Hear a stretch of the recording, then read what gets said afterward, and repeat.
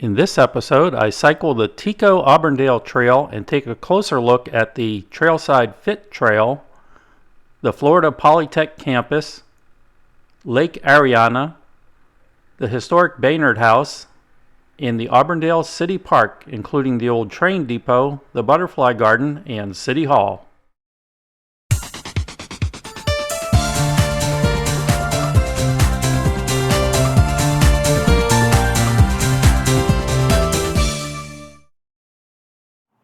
Welcome to another edition of Ed Cycles. I'm your host, Ed. Today I'll be cycling the TECO Auburndale Trail starting at the north end. The starting point for today's ride is located at the Polk City Trailhead, about 37 miles southwest of Orlando and 41 miles northeast of Tampa. I'm at the Polk City Trailhead, which is also used for the Van Fleet State Trail. Coming from Orlando on Interstate 44, take exit 44, which is Route 559, go half mile to the north, and then turn left to continue on Route 559 for another 1.8 mile, and finally left on Route 33 for 0.2 of a mile. From the Tampa area, take exit 38 and turn left onto Route 33 and go 5.9 miles. The Polk City Trailhead is located north of Route 33 and is accessed via Berkeley Road or Route 655.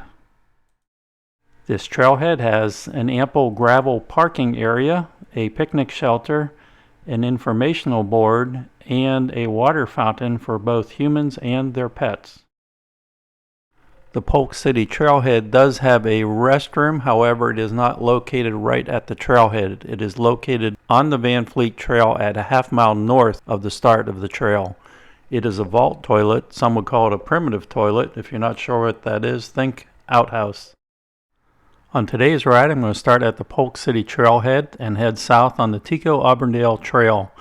Then I'm going to take a little side trip on all bicycle trails and loop around and explore the Florida Polytechnic University, then back to the TECO Auburndale Trail, continue south to its end at Berkeley Road.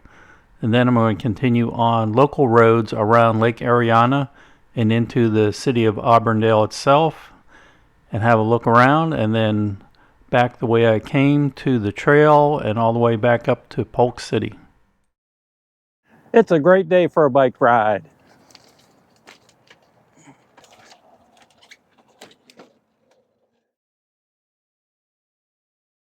The first 3.2 miles goes from the south end of the Van Fleet Trail to Pace Road.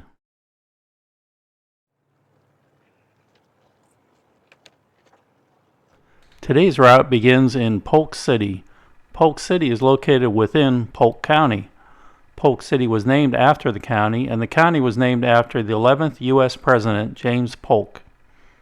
Polk City has a total area of only 0.8 of a square mile and a population of 2,700 as of the 2020 census.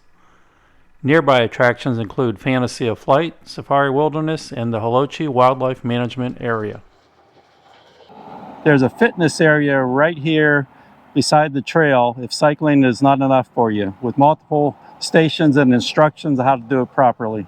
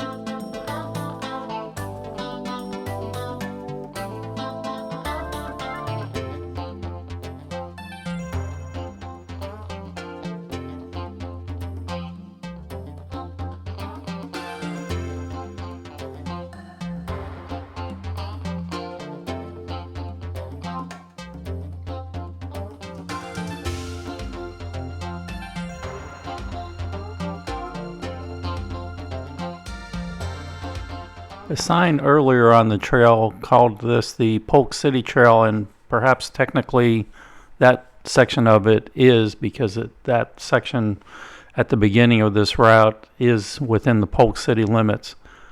But other signage along this trail, and as well as maps and online resources, refer to it as either the Auburndale Trail or the TECO Auburndale Trail. I assume this is because of the electric power line that much of the trail is adjacent to, and which the trail is within the easement for. TECO is short for Tampa Electric Company, which owns this power line.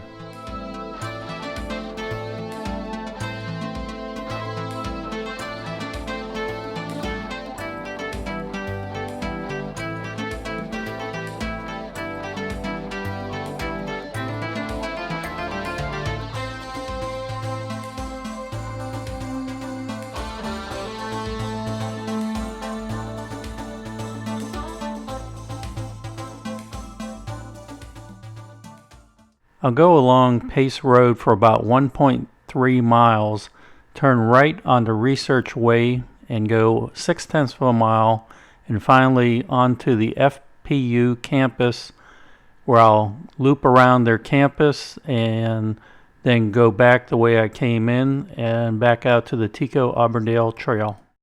The trail along Pace Road goes from Berkeley Road all the way over to Route 33, a distance of about 5.4 miles. Just on the other side of Route 570, the name of Pace Road changes to University Boulevard.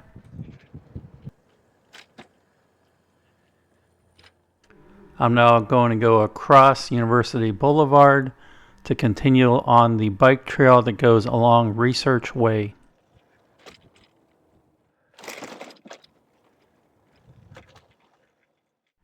As you can see, there is a whole lot of undeveloped land out here at the moment.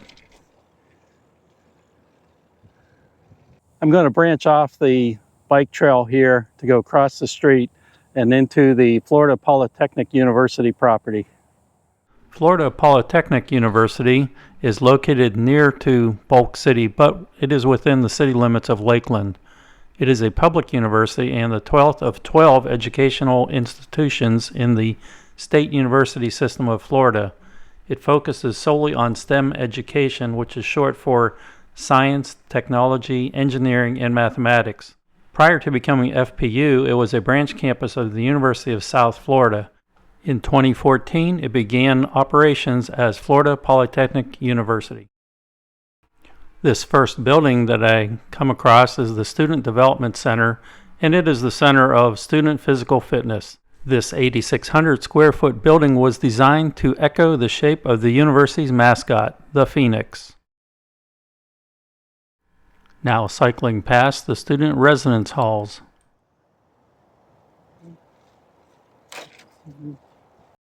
This 170-acre campus boasts this impressive building designed by Spanish architect Santiago Calatrava. This is the Innovation, Science, and Technology Building, or IST for short.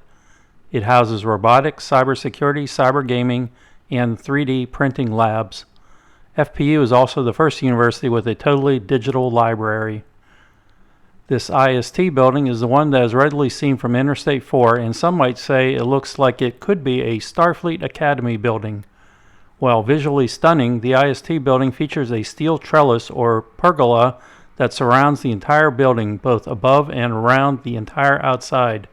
It also features 94 huge louvers on the roof that move and adjust to the position of the sun. The louvers are hydraulically moved and can be individually controlled. To see these louvers move, there are fascinating time-lapse videos available on YouTube that show the movement of the louvers as they follow the sun throughout the day. Next door to the IST is the Barnett Applied Research Center. This building has over 90,000 square feet and is used for teaching and research laboratories. It was opened in 2022. With a student-to-faculty ratio of 17:1, Florida Polytechnic offers 12 undergraduate and 5 graduate degrees.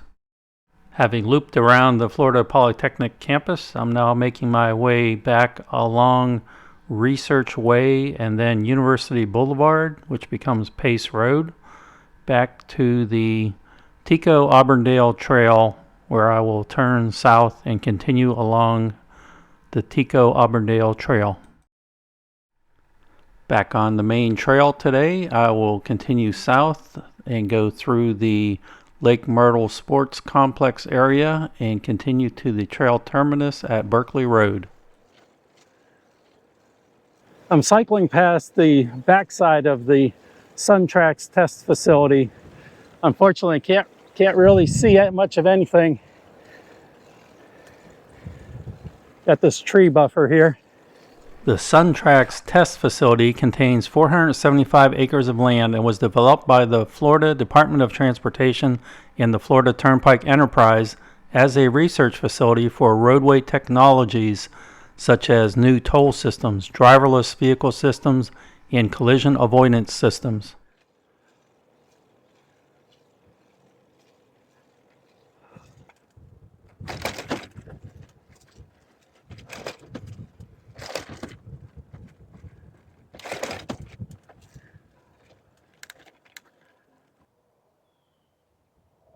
Immediately after crossing over Braddock Road, I enter the Lake Myrtle Sports Complex and then the Auburndale Youth Baseball Complex and Youth Soccer Association fields.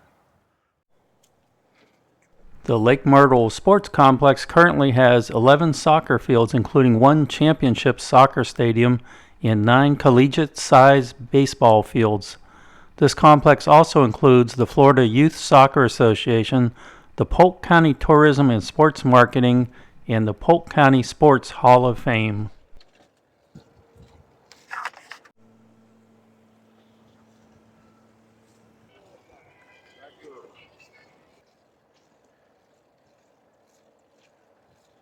Just past the sporting event facilities is the Auburndale Dog Park.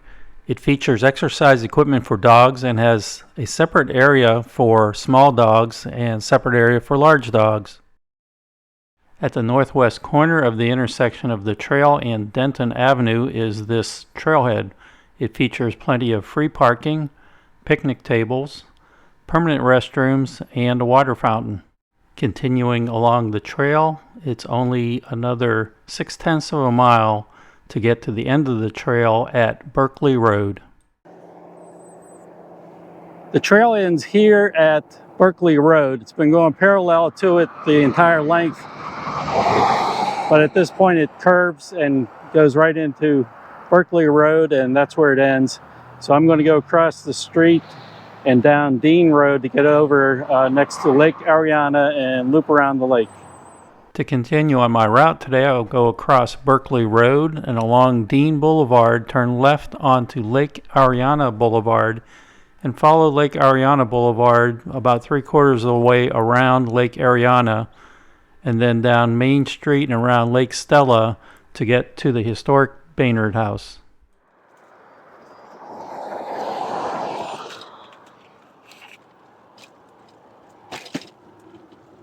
Dean Boulevard is a quiet residential street and is less than half a mile long to get down to Lake Ariana Boulevard. Lake Ariana has 1,019 acres and a maximum depth of 24 feet. My route today will go about 5.5 miles around the lake. The Auburndale area was settled in the 1800s, and the city of Auburndale was founded in 1880. Originally was named Sanatoria after a hotel located in this area. The name was changed at the suggestion of settlers who had relocated from Auburndale, Massachusetts. The city was incorporated in 1911. Initially, the railroads brought settlers, and later, citrus and tomatoes brought about growth to the city. A power plant was installed in 1923. The city park, which I will explore later, was dedicated in 1884 and remains the center of the city. Today, the city has a total area of 25.3 square miles and a population of over 15,000 as of the 2020 census. With the exception of the first 2.5 miles of today's route and the part where I went over to the Florida Polytechnic, This entire route is within the city of Auburndale. A short distance after Ariana Boulevard becomes Main Street, we come to another small lake, Lake Stella, and I'm going to go around it to the right and then turn right. On Shelby, I'll go 1 block to go past the historic Baynard House.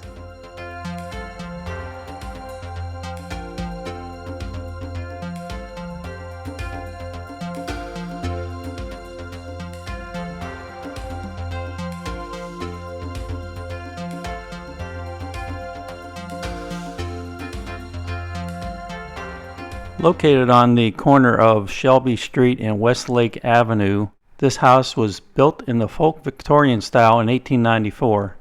It was the home of Ephraim Baynard, a founding father of the city of Auburndale. Folk Victorian style is similar to the Victorian style, but is generally less elaborate. Plain in construction, but with decorative trim embellishments such as porches with spindlework detailing, they often draw inspiration from Italianate or Queen Anne styling, but with simpler details. Ephraim Baynard was from South Carolina and came to the area to visit his sister. He then stayed in the area upon marrying a local. He was a successful businessman and at various times owned a citrus business and a general store, and later became involved in real estate development. Over time, the house fell into disrepair. In the 1990s, a group of local high school students took on the project of renovation. With guidance from the city of Auburndale, the students took to uncovering a treasure trove of handcrafted door and window frames, century-old window glass, and heart pine flooring. Today, the building houses many period pieces of furniture, including many that were owned by the Baynards and some that were donated. The Baynard House is on the National Register of Historic Places and is available for tours by appointment. The house and grounds are owned by the city of Auburndale. Contact the city for further information and for tours. On the other side of the Baynard House is the Auburndale City Park. I'll go through the park and make stops at the historic train depot, the Butterfly Garden, City Hall, and go past the children's playground area and continue my loop around the park to exit along Palaklakaha Avenue. Located across the street on the other side of West Park Avenue is the Auburndale Downtown City Park. This city park features a large playground area, a butterfly garden, and the historic Auburndale Train Depot. This train depot was built in 1927. It was the Seaboard Airline Rail Station and was originally located further to the west. This site was the location of the Atlantic Coast Line Rail Station. The building here was purchased by the city in 2000 and moved here. Today is available for special events rental.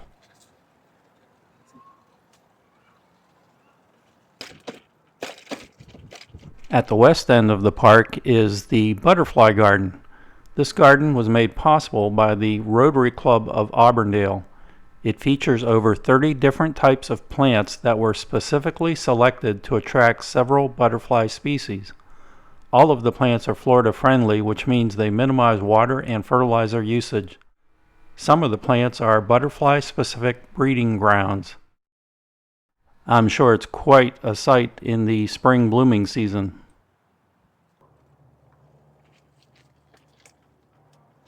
Just off the southwest corner of the park is the Auburndale City Hall. Built in 1927 in the Italian Renaissance Revival style, it is on the National Register of Historic Places. Riding through the parking area and turning left on the South Main Street, I soon go past the children's playground area. This playground is designed for children from 5 to 12 years old. I believe this is the Amtrak Silver Meteor train traveling from the Lakeland station to the Kissimmee station with no stops in Auburndale. The Silver Meteor provides passenger service between New York City and Miami. Having completed my loop of the downtown Auburndale City Park, I'm now getting onto a bike trail that is alongside Palaklakaha Avenue. At least I think that's the way it's pronounced. This trail goes for right about a half a mile, and then it continues on the other side of the street for another block or so. Right around the bend here is where the bike trail ends, and I'll need to transition from the bike trail onto Ramsgate Road. I'll be on Ramsgate Road for 3/4 of a mile and then transition onto Lake Ariana Boulevard for 1/4 of a mile to get to Dean Boulevard, and then back to the Auburndale Trail to head back to Polk City.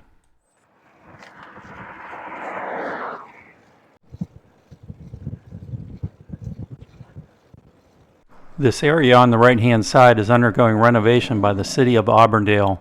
This area, known as Max Beach, will have a new Civic Center building, a new boat dock, picnic pavilions, a playground, beach volleyball courts, and an outdoor event space. It is projected to be completed in the summer of 2025.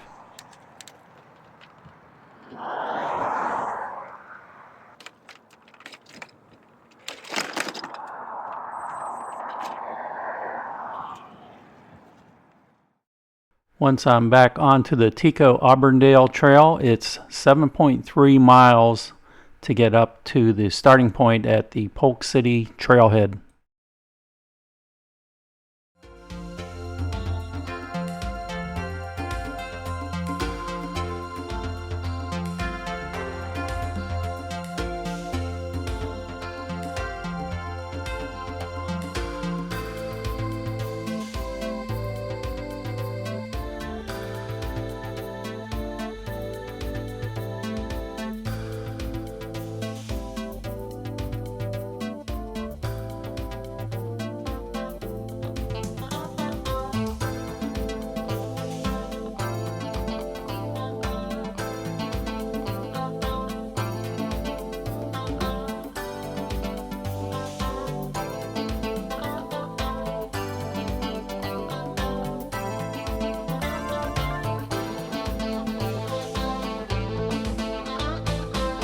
I'm back at my starting point at the Polk City Trailhead. I encourage everyone to get out and enjoy these trails we have all around Florida. It's a great day for a bike ride.